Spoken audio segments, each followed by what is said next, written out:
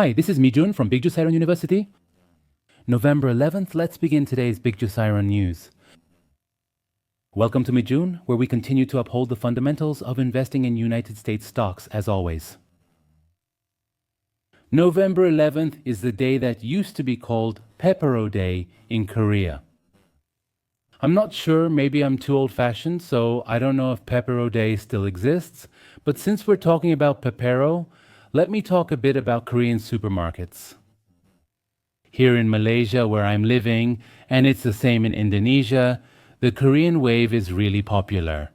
There's a lot of interest in Korean people, so it's really easy to find Korean supermarkets, and there are so many Korean restaurants. For example, the place where I live is called a condo. Here, they call apartments condos. This condo. If I go outside and walk for about 5 minutes, there are about 5 Korean restaurants, and there are also 2 really big Korean supermarkets. And if I walk just a bit farther, about 15 minutes, there are more than 10 Korean restaurants. So, just within walking distance, there are over 10 Korean restaurants with all kinds of different types. There's nothing you can't eat. So I can say that living in Malaysia, you can really eat as much Korean food as you want. Back when I was living in the United Kingdom, it wasn't like that. Of course, things have changed a lot there compared to before. The first time I went abroad was in 1997, and back then I lived in Canada for about a year. Back then, and also when I lived in the United States, and even after I moved to the United Kingdom, so many people would ask me, "Are you from Japan?" Many people used to ask me that, but now nearly everyone I meet asks if I'm Korean. And also, Southeast Asians really like Koreans. When they move from the United Kingdom to here, they ask, "Are you Korean?" Cholera sought British jurisdiction. As we get older, I talked before about going downhill, right? I think one of the hardest things about going downhill is loneliness. But just like this, I don't have a network, I don't have a title anymore, and I don't have colleagues to work with either. In that situation, the fact that local people show interest in me has become a really big source of strength. If you ever feel lonely in Korea, I think it would be good for you to come and live in Malaysia for a while. Today's Big 2 News, prepared for November 11th, starts right now. Big 2 News. These days, so many of you are leaving comments, and reading your comments gives me energy and excitement every day. Today as well, among the many valuable comments, there's a great one I'd like to share with all of you.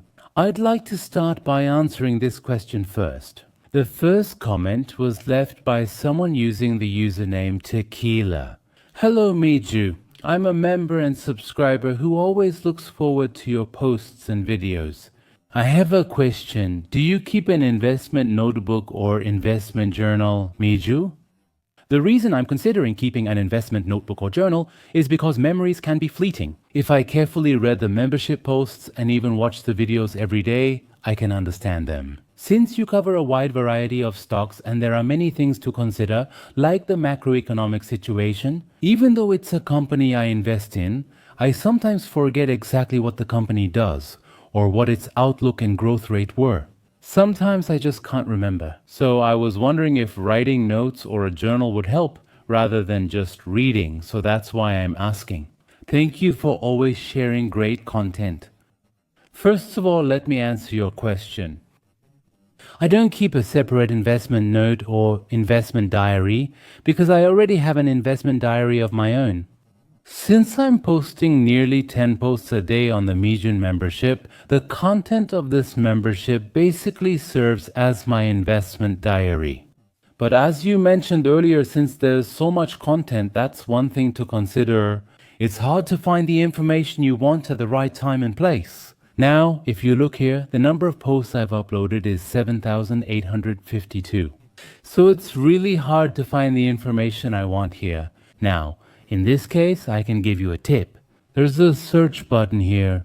Click this search button, enter your search term, and it comes up, right? So, for example, if you want to look up some information posted about Palantir, then type in Palantir. Next, there are titles and contents.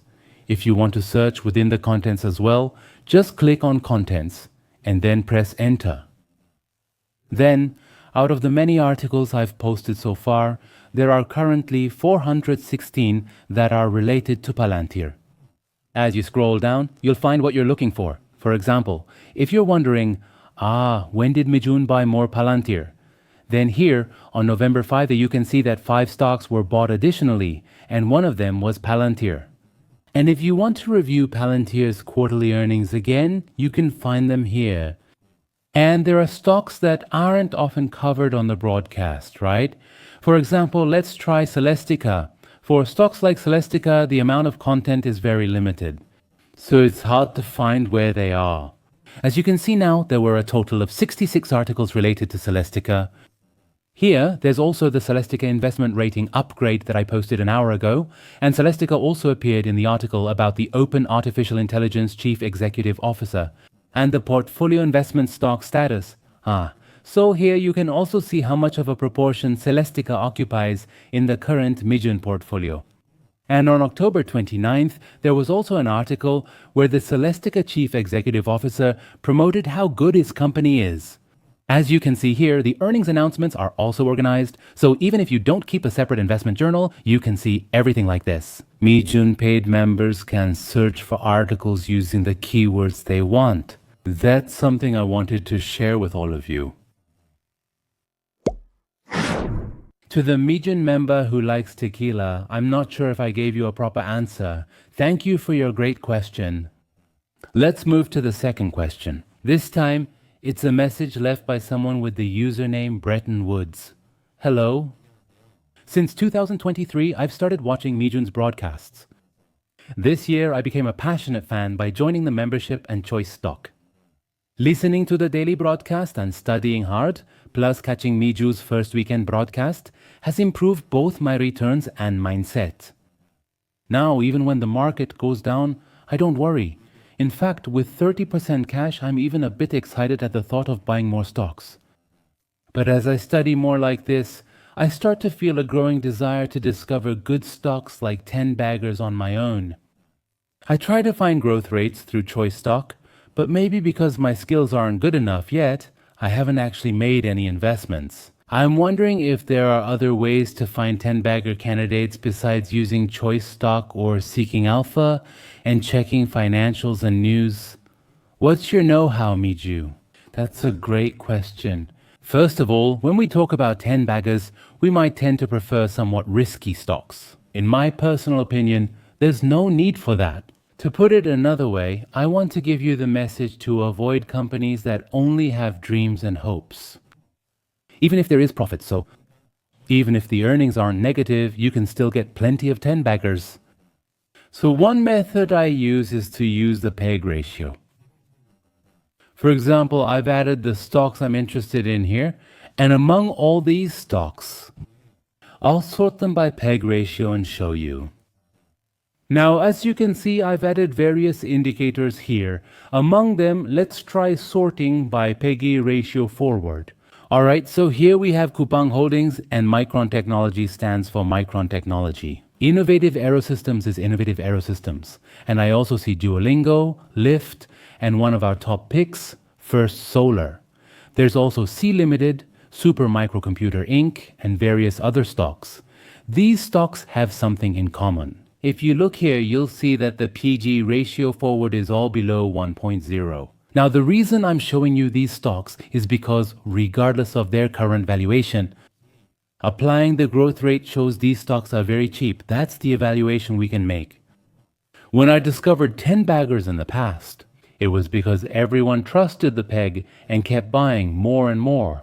For example, NVIDIA hit its bottom in 2022 and then went up tenfold. But during that tenfold rise, as you probably remember, I showed you the PEG for NVIDIA countless times, and its PEGI dropped to around 1 or even 0. Although the stock price has risen significantly, it's still seen as cheap, especially considering the growth rate. I've mentioned this to you many times. It surged dramatically then. Supermicro's PEG ratio was very low at the time. Palantir and Uber were exceptions, as their PEG ratios were high. So recently, stocks that became 10 baggers or went up 5, 6, or 7 times like 10 baggers, they all share this. Though their stock prices rose sharply, their PEG ratios didn't rise quickly. That's because as the stock price rises, the growth rate matches it, creating more chances for further price increases. So, even if the stock price doubles, triples, or quadruples like this, as long as the growth rate supports it, it can become the driving force that allows it to keep rising continuously. That's how I would summarize it for you. For reference, wouldn't it be interesting to review the PEG of the top picks? Which stock currently has the lowest PG? You have to look at it on a forward basis. Now, if you look here, Persolar shows the lowest PEG ratio at 0.56. Second is Taiwan Semiconductor Manufacturing Company at 1.09, while NVIDIA's PEG is 1.16. That means for NVIDIA, as well as Credo Technology below it, their stock prices have skyrocketed recently. Nevertheless, if you factor in the growth rate, it doesn't seem that expensive yet. That's how it can be evaluated. Let's review yesterday's United States stock market conditions. On yesterday's broadcast, we saw the United States stock market, specifically the S&P 500 rebound from the 50-day moving average. After that, the United States stock market actually created a sharp upward trend. Even looking at the S&P 500 map, only a few stocks declined. Mega tech companies surged with excitement. Microsoft rose 1.85%, Apple 0.36%, Amazon 1.63%, Tesla 3.66%, Google 3.89%, Meta 1.62%, and Nvidia soared 5.79%. They showed a skyrocketing trend. Therefore, yesterday, most of the indexes showed a strong upward trend. Therefore, market breadth likely improved too. Currently, 45.7% of stocks trade above their 50-day moving average. Short-term uptrending stocks have risen sharply, while stocks with a strong long-term trend have edged up to 55.26%. Next is the volatility index. Yesterday, it fell below the 200-day moving average and is now at 17.6. So, if we consider only the volatility index, it feels like the correction is wrapping up in the short term and an upward trend might be starting again. Next is the fear and greed index. This is the same as well. After several days of extreme fear, the market has finally shifted from extreme fear to just fear. So the trend has turned, right? So as this constant fear and trend continued, now it's hitting the bottom and the mood is reversing again. We can see this happening. Next, let's talk about the performance of Mijuan top pick. Yesterday, artificial intelligence beneficiary stocks were generally very strong, and even cryptocurrencies performed well. First of all, Palantir surged by as much as 8.81% in just one day. Celestica rose 6.99%, Nvidia 5.79%, Ethereum Exchange Traded Fund 5.70%, Advanced Micro Devices 4.47%, B2 4.29%, Google 4.04%, Cred Technology 4.00%, Tesla 3.66%, Taiwan Semiconductor Manufacturing Company 3.06%, Coinbase 2.84%, Broadcom and Bitmain 2.56%, First Solar 1.87%, Talem Energy 1.83%, Meta 1.62%, Ethereum 1.56%, CoreWeave 1.54%, and Bitcoin 0.70%. Only two stocks recorded a loss. Strategy was down 1.26%. And finally, Vistra created a negative trend with a drop of 1.42%. For today's main content, I've prepared an article about Palantir. Because yesterday, Palantir's stock price surged by 8%. You could even call it a spike. It went up a lot. I'm going to explain step by step what kind of news caused this.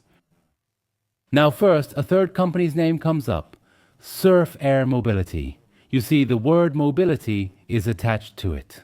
So, there's a company that comes to mind. Uber. Uber is a platform that takes reservations instead of taxis, right? Surf Air is the same. The United States is such a vast country. So aside from the major airlines, there are a lot of people who use small aircraft, in other words, light planes. This is basically a reservation platform for those light planes. That's how you should see it. Anyway, Surf Air Mobility announced that it has entered into a $100 million transformational strategic deal to accelerate its growth and strengthen its financial structure. And what about this deal? It says that the purpose is to accelerate the development and commercialization of its proprietary aviation mobility software, Surf operating system, and to strengthen the foundation for long-term profitable growth. Now, if you look at the main details of the deal, they issued $74 million in zero-coupon convertible bonds. It is said that the institutional investor will use a 20% conversion premium to refinance existing debt. The second part involves issuing $20 million in new common stock and warrants. The institutional investor bought $10 million, and Surf Air Mobility's co-founders and related parties also purchased $10 million at Friday's closing price. And this will be used as funding to promote the commercialization of Surf operating system. Now, at the end, today's main character, Palantir, appears. It is said that $6 million worth of common stock was issued to Palantir as a prepaid payment for software and services. So this time, the new contract has been expanded. There was already a partnership, but the contract has been expanded. The value is $6 million. The important thing is that the $6 million wasn't paid in cash. They issued common stock instead. That's how it's been reported. So if you just look at the amount, $6 million sounds like a huge sum, but it's not really about the amount, is it? I'm really curious as to why Palantir's stock price has surged so much. Alright, I think it would be good to take a look at the summary I've prepared below. The key point of this contract isn't really the size. $6 million isn't that significant. Rather, it's about the way the contract was made and its content. The key point is the advance payment was in stocks, not cash. This can be defined as the start of a new business model. This was the part the market cheered most. Palantir did not receive the $6 million software fee in cash this time. Instead, they received common stock, that is, shares of Surf Air Mobility. It's more than a customer-supplier relationship, it's a strategic equity investment. They've become one of the owners, even if it's just a part. Now, the fact that Palantir received shares instead of cash is very significant. Now, we have our proud software, Foundry, and AIP. They're saying they'll use their technology to make Surfware's Surf operating system a success. If that happens, Surfware's stock could rise much higher, possibly even doubling, tripling, or increasing tenfold.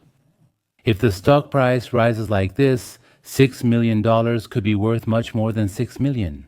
So what about Palantir in this case? Recently, Palantir has been expanding its artificial intelligence Foundry platform to startups, government agencies, and energy companies, and in return, they're increasingly signing contracts in the form of equity instead of cash. And with this contract with Surfware, what about Palantir? They've proven a new business model by leveraging their software as capital to secure equity in promising early-stage companies. Normally, you have to invest cash to secure equity, right? But instead of that, they created a new model where, while selling their software, they ask for shares instead of payment. Now, what that means is this. This can be interpreted as meaning that, beyond simple software sales revenue, they can also aim for equity investment returns and capital gains in the future. So, to put it another way, this model is recognized as a new platform-based growth structure for the artificial intelligence era. As the era of artificial intelligence grows, countless companies will strive to use it.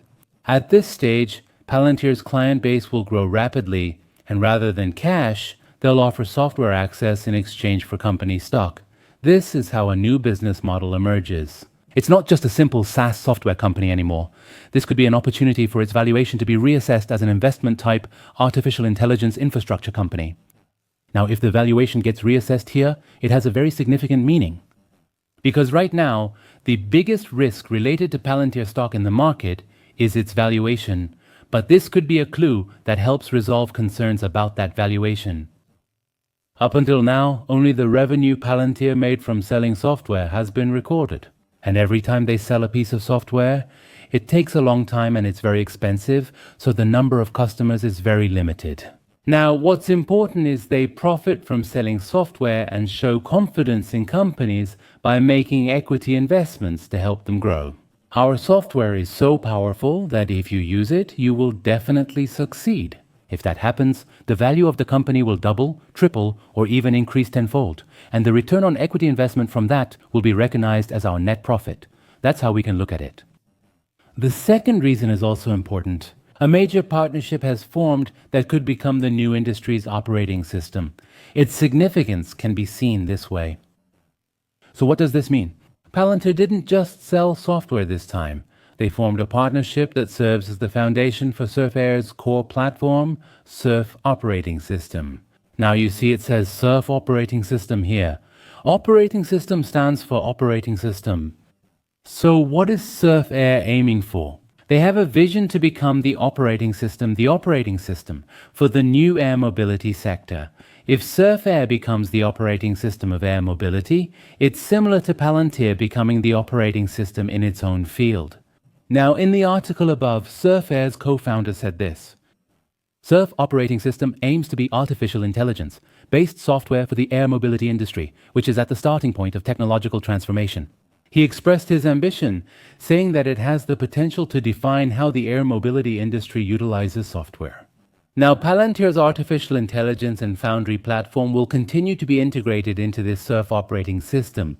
So, if Surf Operating System becomes the operating system for air mobility, you could say that half of it is contributed by Palantir. In other words, you could interpret this as Palantir's technology becoming the standard operating system for the air mobility industry. So therefore this isn't just a $6 million contract. The real excitement is that Palantir's Foundry platform could become the standard operating system for the entire new air mobility industry. That's the perspective to have. What about Palantir? It already has a strong presence in energy, defense, and healthcare. From now on, they're expanding their industry's scope. In the future, this means there's a strong possibility that Palantir Foundry will expand into the aviation and mobility logistics industries. You can see this as very positive news. So, in conclusion, there are two main reasons why Palantir's stock price surged. First, their new business model has been proven. They successfully executed a software equity swap strategy, using their own software products as capital to acquire stakes in other companies. First, that's the main point. Second, they've shown significant market scalability. Palantir's platform became a powerful model, serving as the fusion operating system for the entire emerging air mobility industry, not just one company. That's how we can interpret the second point. So, even though the scale was quite small, this was good news that caused Palantir's stock price to jump by 8%. That's how you should see it. Now this time it's Palantir's momentum. Only one indicator suggests selling, 9 are neutral, and 16 momentum indicators point to buying. Since the relative strength index is still only at 55, you can see that there's still plenty of room for further growth. Now let's analyze the stock price chart. A dull sideways range lasted around 3 months from August 2025. It's here. Of course, there was a breakout in the middle, but it fell back down again, so the sideways range was still valid. Now this time, the upper end of this sideways range was broken through all at once with strong news and heavy trading volume. Now that means, in technical analysis, this is considered one of the most reliable bullish signals. You can see it that way. So, now that it's finally broken through this long sideways range, we can expect that it's starting to form an upward trend. There's another encouraging point. The stock price had been falling for a while, right? It broke through the 20-day line and even went down to the 50-day line, but it's basically rebounded from the 50-day line. And another thing is that there was a strong support line around $172 here, right? So we can say that the support line successfully did its job. And also, when the price surged yesterday, the trading volume reached as much as 87.66 million shares. That's roughly 2.5 times above the recent 20-day average. Now, the fact that a strong bullish candlestick formed along with this surge in trading volume means that it wasn't just individual investors coming in. It indicates a confident rise accompanied by institutional or algorithmic buying. So, this isn't just a short-term technical rebound, but rather buying momentum based on structural factors. Now, the very strong resistance line we've seen so far, that is the $186 to $188 range, has been broken this time. Therefore, we can expect this line to become a support line instead of a resistance line. So what that means is this. The strong support line at $188 and the 20-day moving average at $186, until these two lines are consecutively broken downward, it makes sense to view the trend as upward. I'll wrap it up like this. Today's final content is the Medium podcast. What articles have we prepared for today's podcast? It's about the outlook on Ethereum. As you all know, Ethereum has recently undergone a major correction. It's been stuck in a range for quite a long time, but the good news is that it's recently trying to rebound from its previous low. After hitting the bottom, it's now maintaining an upward trend of about 10%. I'm really curious whether this upward trend can be sustained. Now, through this episode of the Medium podcast, we've prepared an opportunity to review both the short-term and long-term outlook for Ethereum. That's all for today's big stock news on November 11th. Thank you for staying with us until the end of the broadcast. It's a bit old-fashioned, everyone. On a day like today, it would be nice to buy a pepero and give it as a gift to someone you love. Tomorrow, I'll gather various articles that can help with your investment activities and see you again. Let's keep fighting together until we retire by investing in United States stocks. Have a happy day. Thank you.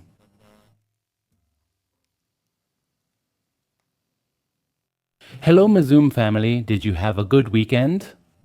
Actually, my eldest has youth orchestra practice on the weekends. Since it's far away, we can't come home, so we're waiting there together. Maybe that's why I'm still feeling tired. It actually feels like weekdays are a bit more relaxed. Hello, everyone. Yes, as the kids grow up, I get busier along with them. Ha ha ha ha.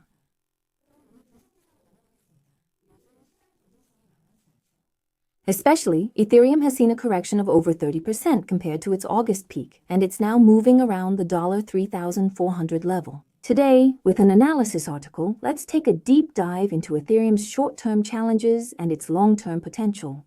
I'll pull key info from this material. The goal is to look at how institutions are currently moving, whether the Ethereum network itself is healthy, and how we should interpret the current price movements. Let's focus on clearly understanding the current situation through the data. Sounds good? Should we review the price and institutional movements first? August peaked at $4,950, then fell 32% to about $3,400. What about institutional holdings? Have they dropped? Yes, if you combine the exchange-traded fund and corporate holdings. In August, it was 12.96 million ETH, but now it's about 12.745 million ETH. So that's a decrease of about 215,000 ETH, or roughly 1.7%. Yes, it's hard to see this as a large-scale sell-off or a panic. This is more accurately interpreted as maintaining a stable level. I understand, but I believe we should watch exchange-traded fund flows. You said there have been net outflows for 6 consecutive days since October 28th. Previously, outflows stopped within 3 days, but this time they're lasting longer, which is concerning. That's right. The average daily outflow is about $250 million, so it's not a massive liquidation yet. Still, if this trend continues, it could affect investor sentiment. It's one indicator reflecting short-term market sentiment. A prolonged outflow is definitely not a positive sign. That's right. At the same time, a closer look at the Ethereum network reveals something interesting. Stablecoins dominate. Stablecoins? What about them? According to the data, 56% of all newly issued stablecoins are being absorbed by the Ethereum network. This goes beyond just having a high market share. It's evidence that a significant portion of dollar-based digital economic activity is actually happening on Ethereum. I see this as a strong sign of a positive network effect. Wow, 56% is a large portion. That shows how active the Ethereum ecosystem is. You could see it that way. It's overwhelming compared to other coins, but what about the other indicators? There might be a different story. On the other hand, transaction activity has decreased a bit. This actually has a pretty high correlation with the price. It's about 0.68. Compared to the peak in August, the weekly average number of transactions dropped from 740,000 to 560,000, which is about a 25% decrease. DeFi platforms like Uniswap saw transaction volume fall over 60%. Lower transaction volume leads to lower network or gas fees. Then, this leads to a decrease in Ethereum burn rate, which could put some downward pressure on the price. Yes, that's exactly right. A decrease in activity weakens the supply reduction effect through that burn mechanism. However, if you look at user trends, you can see another aspect. The influx of new users has decreased by more than 20% since August, dropping from 1.1 million to around 800,000. It's a bit concerning that the number of new users is decreasing. Yes. Active values dropped from 4.2 million to about 3 million. A stablecoin inflow is active, but the number of new users is decreasing. Isn't this a bit of a contradictory signal? How should we interpret this? Yes, that's possible. There's plenty of room to interpret this as existing users being more active or perhaps making more use of stablecoins. Does that mean it's mainly revolving around existing users? Yes. It's definitely a short-term burden that new demand inflow is slowing down, but the fact that existing users' loyalty and activity are being maintained can also be seen as a positive. The author of this material also presents a similar perspective. How does the author interpret all this data together? And does the author mention any connections to the macroeconomic situation? The author first analyzes that the current price decline is due to a decrease in network usage and short-term exchange-traded fund outflows. Given the steady stablecoin inflow and sustained user activity, the author sees this as a long-term dollar cost averaging opportunity. Yes. We should allow for possible further short-term declines. So that's why you're approaching the buying strategy cautiously, right? That's right. Don't rush and approach it slowly. When there are clear signs of recovery, like exchange-traded funds flowing in, an increase in the amount burned, or a rebound in the number of new users, that's when you increase your position. If exchange-traded fund outflows persist or network activity declines, hold off for now. Yes, that's right. Macroeconomic analysis shows the bull market remains valid. United States job growth, steady inflation, and the Federal Reserve's quantitative tightening are all factors. They're citing factors such as market liquidity absorption and the chance this may end soon. In particular, they're mentioning that as the secured overnight financing rate rises above the interest on reserve balances rate, the Fed may face increased pressure to supply liquidity. Considering these factors, it seems more likely that the current decline at the lower end is a temporary adjustment rather than a structural problem. Understood. Then lastly, could you go over the different ways to invest in Ethereum that were suggested? There are mainly two ways. First, you can buy it directly through a centralized exchange, also known as a centralized exchange. You own it directly, but face risks like losing your private key or hacks. This self-custody means you're fully responsible for managing it all. If you lose your key, you could lose your assets forever. That's a little scary. Is the other one an exchange-traded fund? Yes. That's right. It's about using exchange-traded funds like ETH or ETHA. This is a product that tracks the price without actually holding Ethereum. The exchange-traded fund management company safely stores it via a professional custodian, so you avoid self-custody risk. To sum up today's analysis, it goes like this. Ethereum has recently gone through a price correction, but institutional outflows are somewhat limited, and some network fundamentals, like the inflow of stablecoins, are still holding up. However, the decrease in trading volume and new users is definitely a short-term burden. Macroeconomic factors might also have a positive effect here. Yes, that's right. Direct investment and exchange-traded fund investment both have distinct pros and cons. It would be best for you to carefully consider your approach based on your investment style and your ability to manage risk. Based on this analysis, what would you do? Would you be willing to tolerate Ethereum's short-term volatility and focus on its long-term growth potential, or would you rather wait for clearer signals, such as a reversal in exchange-traded fund inflows or a recovery in network activity? I hope today's content helped with your investment strategy. Thank you for being with us today. Have a wonderful day. Thank you.